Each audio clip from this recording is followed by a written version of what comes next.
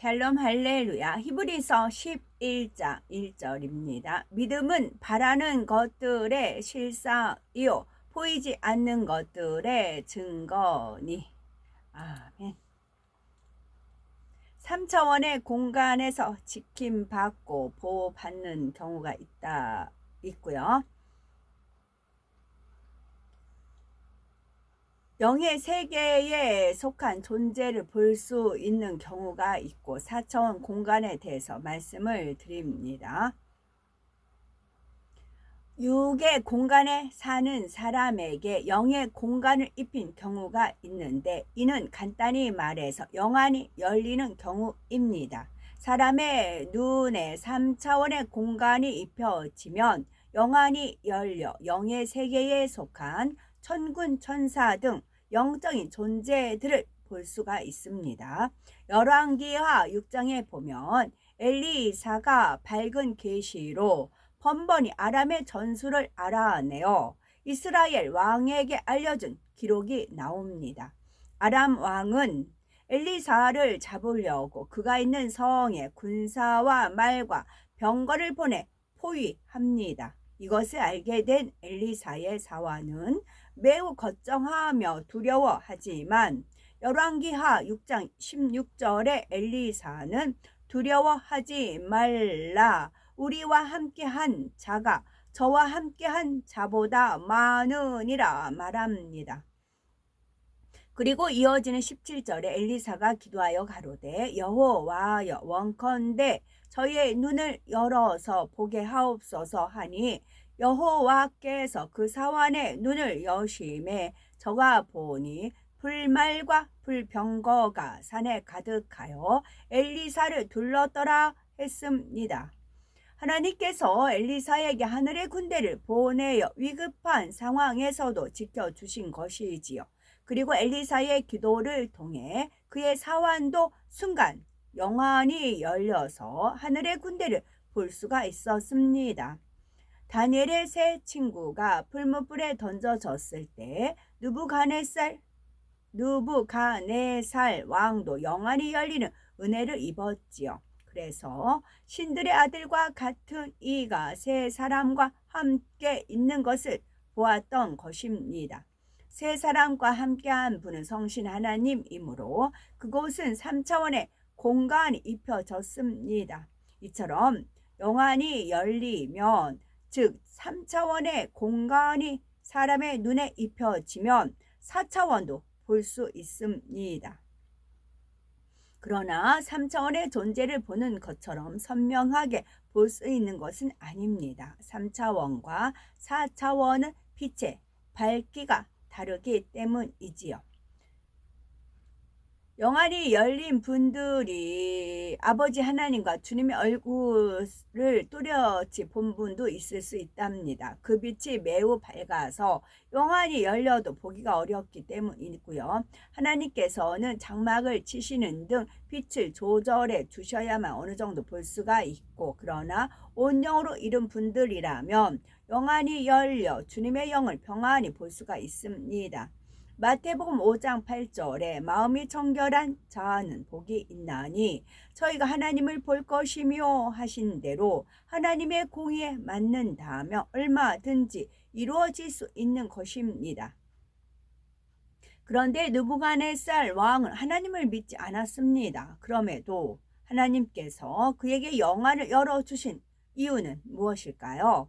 그 이유는 그에게 다니엘의 세 친구가 믿는 하나님이 유일하신 참 신임을 깨우치게 하기 위함이었습니다.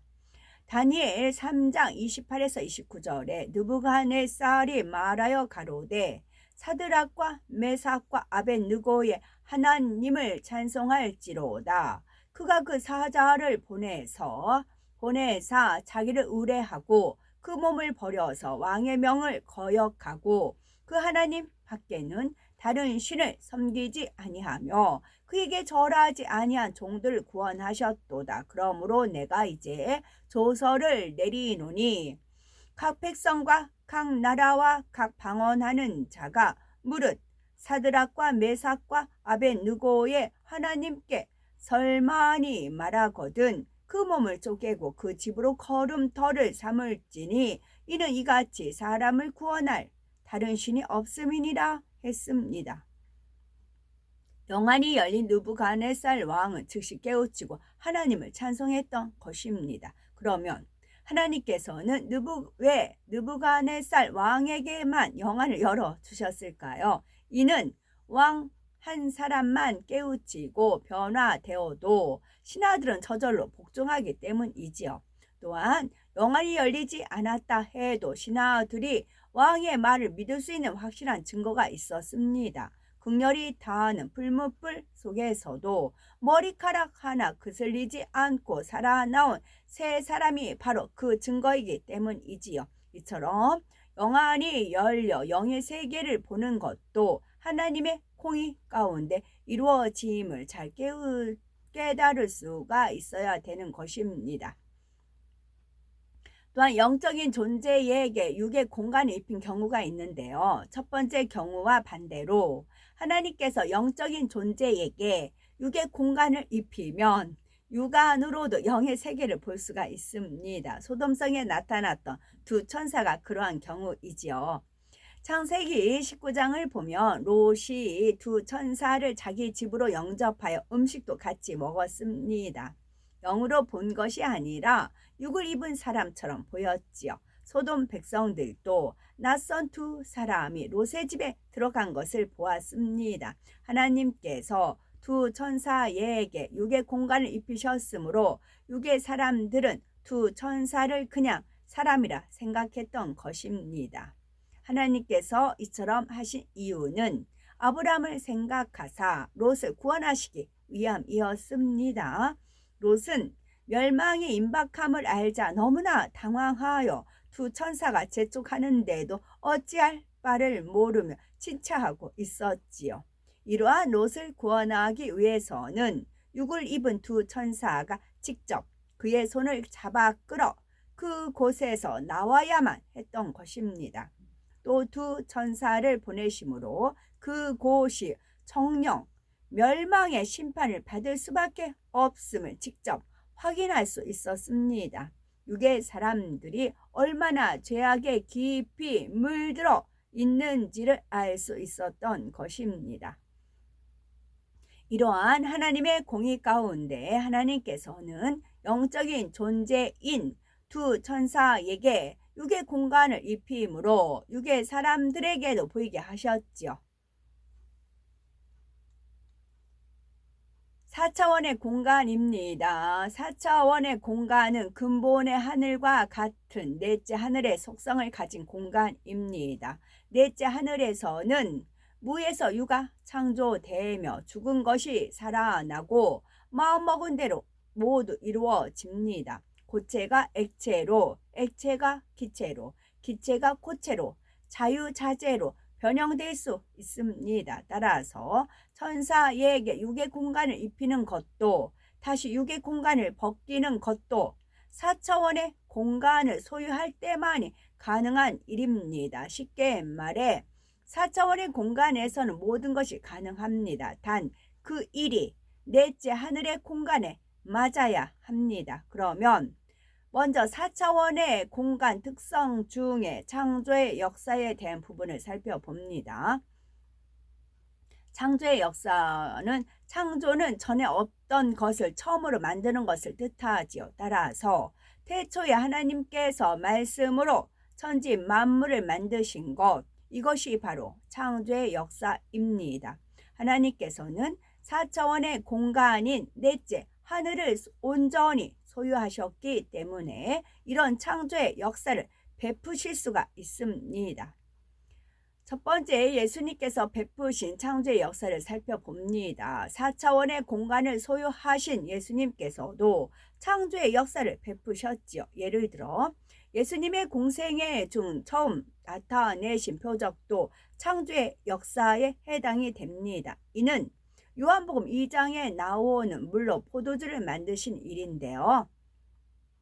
예수님께서 혼인 잔치집에 초대받아 가셨는데 마침 포도주가 떨어졌습니다. 이를 안타깝게 여긴 육에 묻힌 마리아는 예수님께 사정을 이야기하며 도움을 청합니다. 예수님께서는 마리아의 청을 순순히 받아주지 않으셨지만 마리아의 마음에는 여전히 믿음이 있었지요. 세상 사람들이 마시고 취하게 하려는 것보다 심히 난처한 입장이 된 잔치집 주인을 돕기 위해 예수님께서 도와주시리라 믿었던 것입니다. 처음에 예수님께서 응답하지 않으셨지만 마리아는 그로 인해 마음이 상하거나 낙심하지도 않았으며 예수님께 구한 것을 받은 줄로 믿었습니다. 그리고 그 집 하인들에게 예수님의 말씀대로 하라고 합니다. 마리아의 온전한 믿음을 보신 예수님께서는 하인들에게 먼저 항아리에 물을 가득 채우라 하셨지요. 하인들이 항아리 6개의 물을 다 채우자 이제는 떠서 연회장에게 갖다 주라 하셨습니다. 예수님께서는 물이 변하여 포도주가 되라 말씀으로 명하시지 않았습니다. 다만 예수님께서 그 일을 마음에 품으시니 6개의 큰 항아리에 담긴 물이 순간에 맛 좋은 포도주로 바뀌었지요. 이처럼 4차원의 공간에서는 마음에 품기만 하여도 이 같은 창조의 역사가 일어날 수가 있는 것입니다. 그런데 예수님께서는 4차원의 공간을 소유하셨어도 아무 때나 이런 창조의 역사를 베풀지 않았습니다. 공의에 맞을 때에만 이러한 역사를 베푸셨지요. 이때는 예수님께서 무엇이든 하실 수 있다고 믿고 변함없이 믿음으로 구하며 순종했던 마리아의 온전한 믿음이 공의를 충족시켰던 바탕이 되었던 것입니다. 그리고 이 사건은 영적으로 인간 경작 6천년과 예수님의 구속 사역 등 중요한 의미를 상징합니다. 그래서 예수님께서도 공생의 처음 표적으로 이러한 창조의 역사를 나타내신 것입니다. 또 예수님께서는 떡 5개와 물고기 2마리 또 떡 7개와 물고기 2마리로 수천 명을 먹이신 일이 각각 있었죠. 이를 오병이어와 칠병이어의 표적이라고 하는데 이것도 4차원 공간에서 이루어진 창조의 역사입니다. 오병이어의 표적 때에는 남자 어른 수만으로도 5,000명 이상이 먹었고 남은 것을 거두자 12바구니가 되었죠. 그리고 칠병이어의 표적 때에도 남자 어른 수만 4,000명이 먹었고 7광주리가 남았습니다. 두 사건 모두 여자와 아이들의 수까지 합하면 그 수는 엄청나게 많아집니다. 예수님께서 이러한 표적을 베푸실 수 있었던 합당한 공의는 무엇이었을까요? 마태복음 15장 32절에 예수께서 제자들을 불러 가라사대 내가 무리를 불쌍히 여기노라. 저희가 나와 함께 있은지 이미 사흘임에 먹을 것이 없도다. 길에서 기진할까 하여 굶겨 보내지 못하겠노라 했습니다. 수천 명의 무리들이 오직 예수님을 사모함으로 사흘이나 붙잡고 있었지요. 예수님께서 전하시는 말씀을 사모하고 병자들이 고침받는 것을 보며 함께 기뻐했습니다. 이 순간만큼은 예수님을 향한 그들의 믿음이 온전했던 것입니다. 이러한 믿음의 무리를 불쌍히 여기신 예수님의 사랑이 더해지자 창조의 역사를 베풀 수 있는 공의가 성립되었습니다. 엘리야를 통해 나타난 창조의 역사를 살펴봅니다. 믿음의 선진들 중에서도 이와 유사한 창조의 역사를 베푼 경우가 있지요. 열왕기상 17장에 나오는 엘리야가 사르밧 과부의 집에서 행한 일이 나옵니다. 하나님께서는 엘리야에게 시돈에 속한 사르밧으로 가서 거기 유하라. 내가 그곳 과부에게 명하여 너를 공개하게 하였느니라 하셨습니다. 그런데 엘리야가 시돈에서 만난 사르밧 과부는 형편이 좋은 상태가 아니었죠. 오히려 육으로는 마지막 한계 상황이었습니다. 오랜 가뭄에 양식이 떨어져 마지막 먹을 양식 가루 한 움큼과 기름 조금밖에 없었던 것입니다. 엘리야는 그 남은 양식으로 먼저 자신이 먹을 작은 떡 하나를 만들어 가져오라고 합니다. 그리고 축복의 말씀을 줍니다. 열왕기상 17장 14절에 보니 이스라엘 하나님 여호와의 말씀이 나 여호와가 비를 지면에 내리는 날까지 그 통의 가루는 다하지 아니하고 그 병의 기름은 없어지지 아니하리라 하셨느니라 했습니다. 이 말을 들은 사르밧 과부는 어떤 이유나 변명도 없이 그대로 순종을 합니다. 그 결과 사르밧 과부가 받은 축복은 열왕기상 17장 15, 16에 나타나 있지요. 저가 가서 엘리야의 말대로 하였더니 저와 엘리야의 식구가 여러 날 먹었으나 여호와께서 엘리야로 하신 말씀 같이 통에 가루가 다하지 아니하고 병의 기름도 없어지지 아니하니라 한 것입니다. 여기서 가루 한 움큼과 조금뿐이던 기름이 여러 날 먹어도 떨어지지 않았다는 것은 계속 창조의 역사가 나타났다는 증거입니다. 4차원의 공간을 활용을 하여서 창조의 역사를 나타내려면 어떻게 될까요?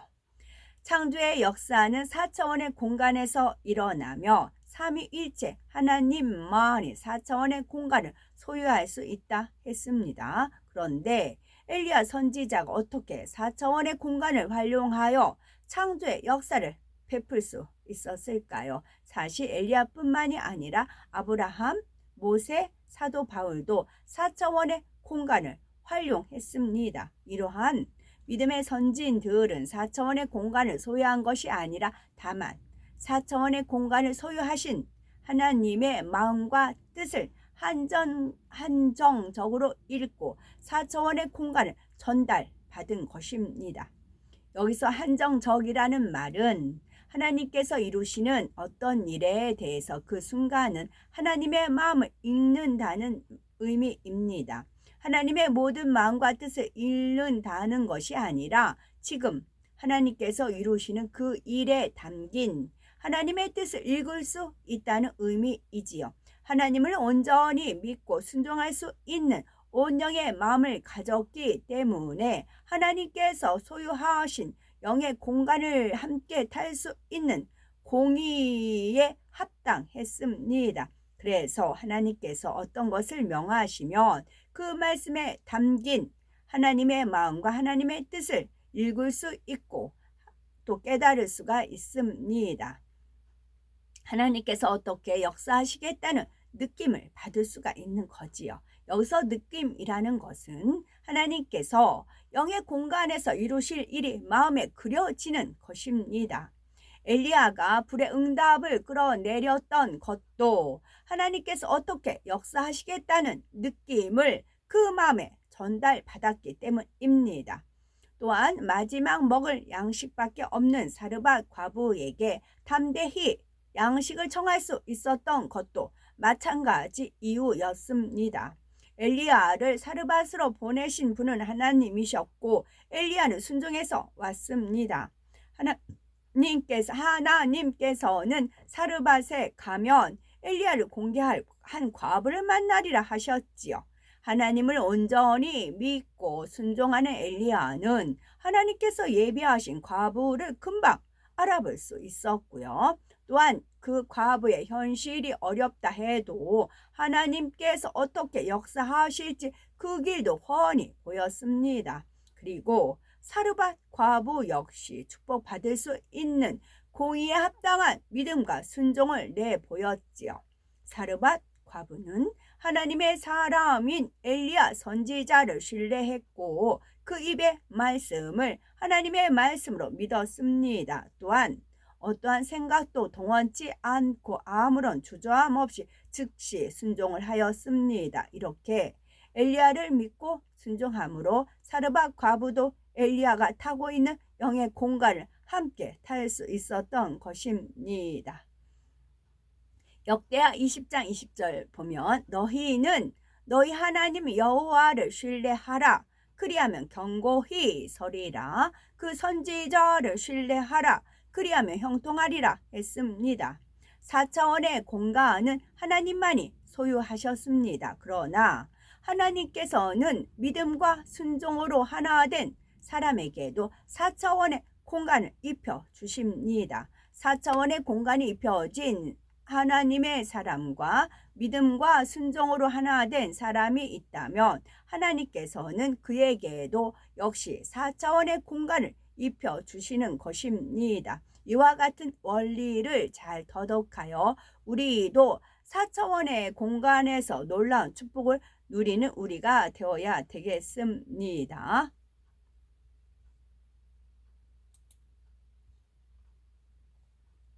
4차원의 특성 중에는 창조의 역사 있다고 말씀을 드렸고요. 영의 공간을 마음껏 활용하여 범사에 응답하고 축복받고 영광 돌리는 우리가 되어야 되겠습니다.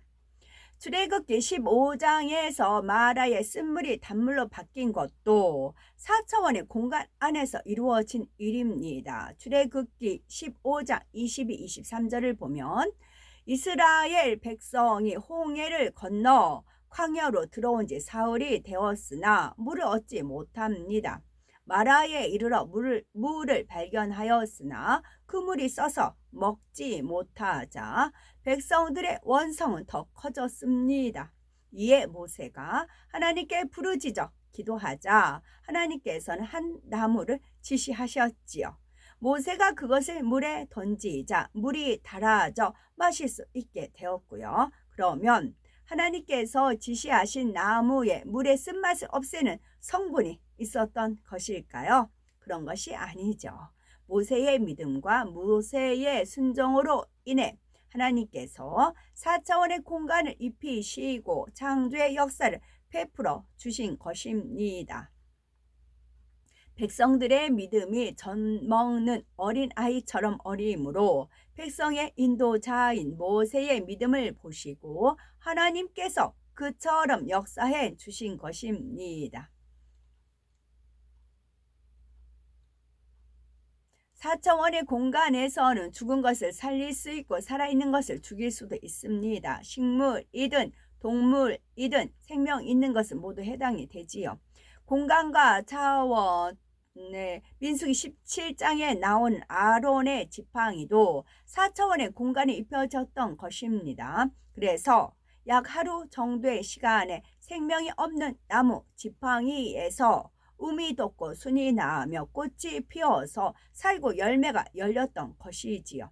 마태복음 21장 19절에서는 예수님께서 열매 없는 한 무화과 나무를 보시고 이제부터 영원토록 네게 열매가 맺지 못하리라 하시자 무화과 나무가 곧 말랐다 했습니다.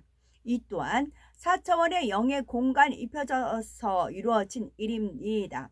요한복음 11장에 보면 예수님께서 죽은 지 나흘이 되어 이미 썩은 냄새가 나는 나사로를 살려주신 장면이 나옵니다. 나사로는 단지 영혼이 돌아온 것뿐만이 아니라 이미 썩은 살과 뼈가 다시 새롭게 되어야 하는 상태였습니다. 이처럼 육으로는 아무리 회복 불능의 상태라도 4차원의 공간에서는 순간에 회복될 수가 있습니다. 호흡이 끊어진 사람이 성경을 보면 소경에 눈을 뜨게 한 일은 오직 예수님만이 행하셨음을 알 수가 있죠. 요한복음 9장에 보면 예수님께서 날 때부터 소경된 사람을 고쳐주신 일이 나옵니다. 이에 눈을 뜬 사람은 요한복음 9장 32에서 33절에 창세 이후로 소경으로 난 자의 눈을 뜨게 하였다 함을 듣지 못하였으니 이 사람이 하나님께로부터 오지 아니하였으면 아무 일도 할 수 없으리이다 했습니다. 창조의 권능은 오직 하나님께 속한 것이며 하나님의 공의에 합당한 사람만이 그 권능을 받아 행할 수가 있는 것입니다.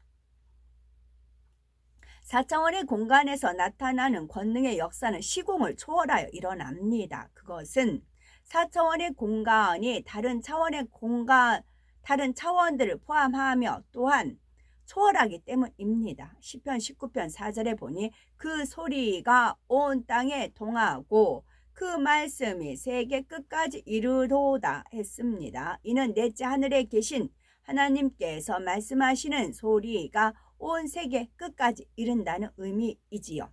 첫째 하늘 곧 이 육의 공간에서 아무리 먼 곳도 4차원의 공간 개념으로 볼 때는 바로 옆과 같습니다.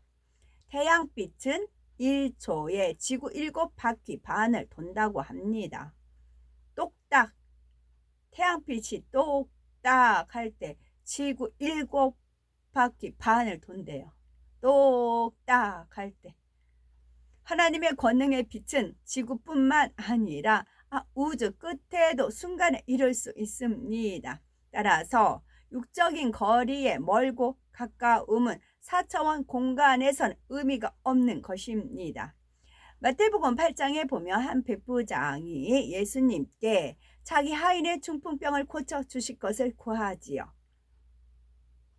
예수님께서 그의 집에 가려고 하시자 백부장은 오히려 주여 내 집에 들어오심을 나는 감당치 못하겠사오니 다만 말씀으로만 하옵소서 합니다. 이에 예수께서 백부장에게 이르시되 가라 네 믿은 대로 될지어다 하시니 그 시로 하인이 나으니라 했습니다. 예수님은 4차원의 공간을 소유하신 분이므로 이처럼 말씀으로만 명하셔도 그 시로 멀리 떨어진 곳의 병자는 온전히 고침을 받았습니다. 백부장에게 이러한 축복이 임한 것은 그가 예수님께 대한 온전한 믿음을 내보였기 때문입니다. 예수님께서도 이스라엘 중 아무에게서도 이만한 믿음을 만나보지 못하였노라 하시며 백부장의 믿음을 칭찬하셨지요.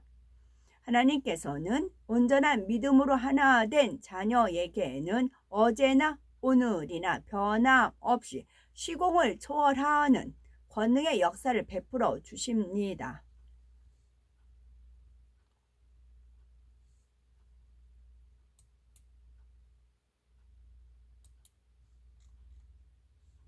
넷째 하늘과 같은 속성을 지닌 4차원의 공간에서는 첫째로 말씀으로 명하거나 마음으로 품기만 해도 창조의 역사가 일어납니다. 둘째로 죽은 것을 살리고 산 것을 죽일 수도 있습니다. 셋째로 4차원의 공간을 소유하면 육의 시간과 공간을 초월하여 권능의 역사를 베풀 수가 있습니다. 성경에는 인간의 지식과 인간의 이론으로는 이해되지 않는 일이 많이 나옵니다. 그런데 인간의 지식과 인간의 이론은 사도 바울이 비유한 것처럼 초등학물에 불과합니다. 초등학생이 대학교 수업을 이해할 수 없듯이 인간의 지식과 인간의 이론으로는 성경에 나오는 영적인 일들을 이해하지 못합니다.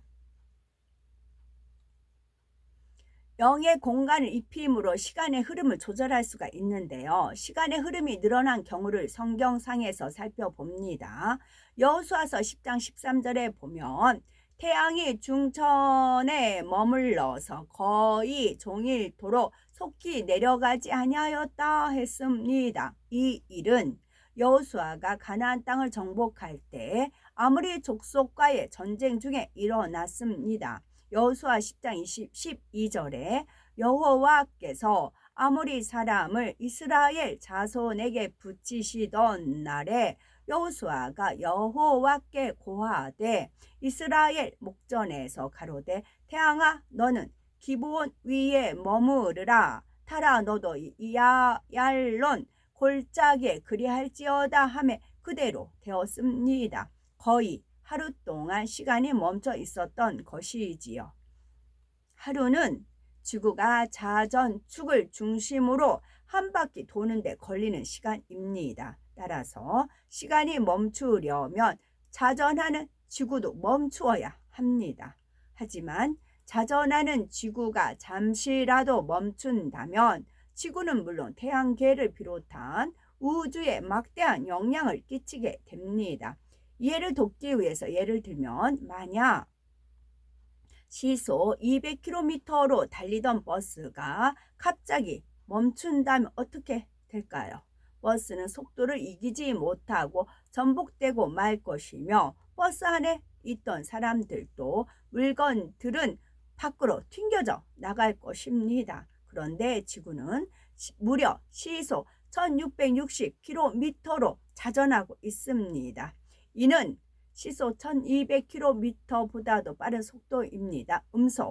음속보다도 빠른 속도입니다. 또 지구는 공전도 하고 있습니다. 공전은 지구가 태양 주위를 도는 것으로서 초속 30km 정도의 속도를 가지고 있습니다. 이러한 지구가 잠시라도 멈춘다면 전체 질서가 파괴되어 지구는 물론 태양계와 은하계에까지도 막대한 혼란이 생길 것입니다. 그런데 그 당시는 물론 지금까지도 지구는 문제없이 잘 돌아가고 있습니다. 어떻게 이 육의 공간에도 아무런 영향도 주지 않으면서 약 하루 동안 시간이 멈출 수 있었는지에 대한 해답은 바로 4차원의 공간에 있습니다. 하나님께서는 그 순간 지구뿐만이 아니라 첫째 하늘 전체를 4차원의 공간으로 입히셨습니다. 그래서 그 순간만큼은 첫째 하늘의 모든 것이 첫째 하늘의 시간의 흐름을 타지 않고 영의 시간의 흐름을 탄 것입니다. 공간과 차원, 첫 번째 시간의 공간들의 차원을 결정짓는 두 가지 요소는 바로 빛의 세기요, 다른 하나는 시간의 흐름입니다. 그리고 저차원에서 고차원으로 갈수록 빛이 밝아지며 시간의 흐름도 빨라집니다. 따라서 첫째 하늘보다는 둘째 하늘의 시간의 흐름이 빠르며 셋째 하늘의 시간의 흐름은 그보다 더 빠릅니다. 그런데 넷째 하늘의 시간의 흐름은 더 빠를 수도 있고 더 느릴 수도 있습니다. 다시 말해 넷째 하늘의 시간의 흐름은 하나님께서 마음에 품으신 대로 자유롭게 운용할 수가 있는 것이지요. 시간을 늘릴 수도 있고 줄일 수도 있고 멈추게 할 수도 있습니다. 여호수아 10장에 나오는 해와 달이 멈춘 이 경우는 줄어나 늘어난 시간의 흐름을 탄 것입니다. 거의 하루 종일 해가 멈춰 있었다 했지요. 그러나 그동안의 육의 시간은 1시간일 수도 있고 1분일 수도 있고 1초일 수도 있습니다. 4차원의 공간 안에서는 그 시간을 원하는 만큼 늘려서 활용할 수 있으므로 첫째 하늘에 4차원의 공간이 입혀진 동안 흘러간 육의 시간은 의미가 없기 때문입니다. 만일 첫째 하늘 전체가 아니라 부분적으로 4차원의 공간이 입혀진다 해도 아무 문제가 없습니다. 육의 공간은 육의 질서대로 육의 시간의 흐름을 타기 때문입니다. 아멘.